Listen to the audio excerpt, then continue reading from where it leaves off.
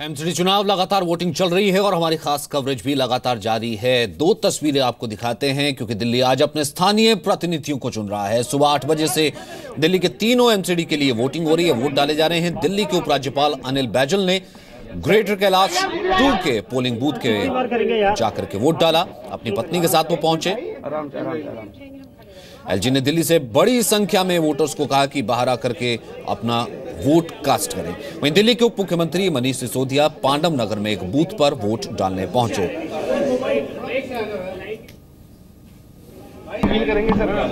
जी appeal करेंगे कि खूब मात्रा में आए और खूब वोट डालें। और कुछ तस्वीरें हमारे पास, कुछ ताजा तस्वीरें और आई हैं, वो हम आपको दिखा देते हैं जो इस वक्त सुबह के पोलिंग बूथ्स की हैं, जहां पर बुजुर्ग भी पहुंच रहे हैं। देखिए सुबह के वक्त बुजुर्ग पहुंच रहे हैं और अपना वोट डाल लेना चाहते हैं। अमूमन हमने देखा है पिछली बार का, अगर मैं जिक्र करूं जहां तक ध्यान पड़ता है कि 7 बजे पोलिंग शुरू हो जाती थी, लेकिन इस बार 8 बजे का वक्त है क्योंकि गर्मी इस बार काफी ज्यादा है, तो लोग सुबह ही निकल जाना चाहते हैं। ये मुख्तलिफ पोलिंग बूथ्स की तस्वीरें इस वक्त हमारे पास आ रही हैं। एक तरफ मतदान चल रहा है, दूसरी तरफ बड़े बूढ़े बुजुर्ग हर कोई मतदान देने के लिए घर से बाहर निकल रहा है। रूफी जदी, मैं आपका रुख करना चाहूंगा। कृष्णा नगर आप खड़ी हैं ईस्ट दिल्ली, बहुत देर से मैं आपके पास नहीं आ पाया था क्योंकि मैं आपसे पहली तस्वीर भी वहां से नहीं ले पाया था। अमूमन ईस्ट दिल्ली देखा है कि सुबह पहुंचती है, सुबह उठती है, वोट करती है। क्या इस वक्त की तस्वीर?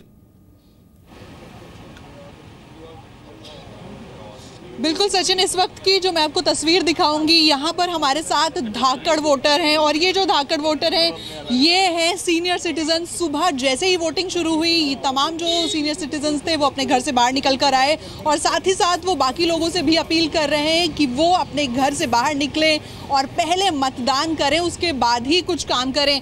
आप लोग सबसे पहले सुबह उठ कर आए और किस तरह की अपील आप बाकी लोगों से कर रहे हैं? हम कहते हैं सबसे पहले वोट डालना हमारा अधिकार है। हम औरों को भी कहेंगे सबसे पहले वोट डालो। जी, सीनियर सिटीजन्स घर से बाहर निकले और वो वोट डाल रहे हैं सबसे पहले। हाँ जी, क्या बोल रहे हैं जी ऐसे है कि पहले वोट फिर उसके बाद नाश्ता। और मैं भी आगे पूछा भी है कि मैंने उनके आगे पूछा भी है क्या किसी अपंग व्यक्ति के लिए भी कोई है? आप भी वोट डाल कर आए सबसे पहले सुबह उठ कर आज? हाँ बेटा, फिर ऐसे फिर धूप भी हो जाती है और फिर ड्यूटी तो निभानी है ना, तो अधिकार मांगते हैं तो ड्यूटी भी परफॉर्म करनी। बाकी लोगों से आप किस तरह से अपील करेंगे कि वो घर से बाहर? जी वोटिंग तो रेको करनी चाहिए जी, रेको करनी चाहिए बेटा।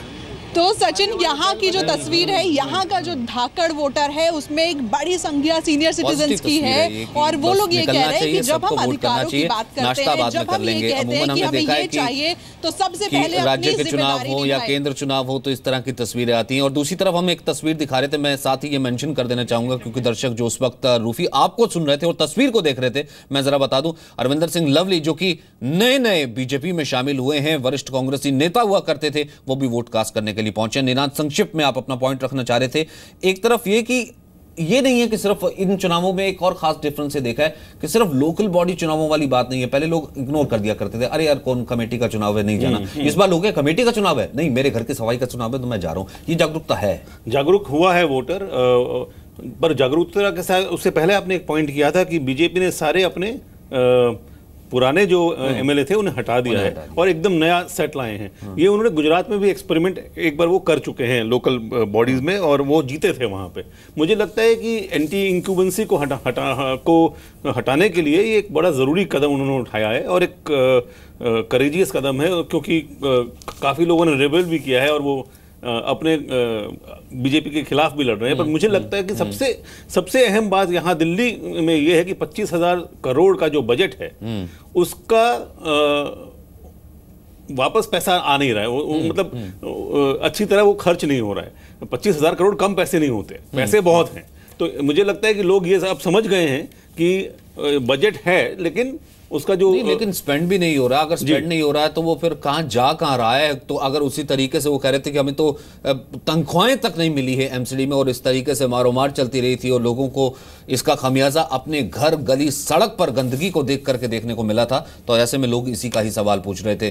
पवन आरा, यही सवाल अगर आप जीके के लोगों से पूछें, हालांकि बड़ा पॉश इलाका है, सुबह के वक्त है, लोग अमूमन जहमत नहीं उठाते कि बाहर निकल करके आए कि वोट करें, लेकिन इस बार तो वहां के आरडब्ल्यूएज ने भी काफी प्रचार किया कि वोट करने बाहर आइए।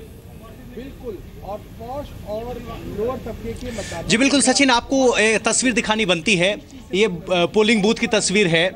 सुबह से अभी तक 15-20 लोग आए जरूर हैं वोट करने के लिए, लेकिन ऐसा कुछ नहीं है कि यहाँ लाइन लगी है, और जितने भी वोटर आए हैं वो बुजुर्ग आए हैं।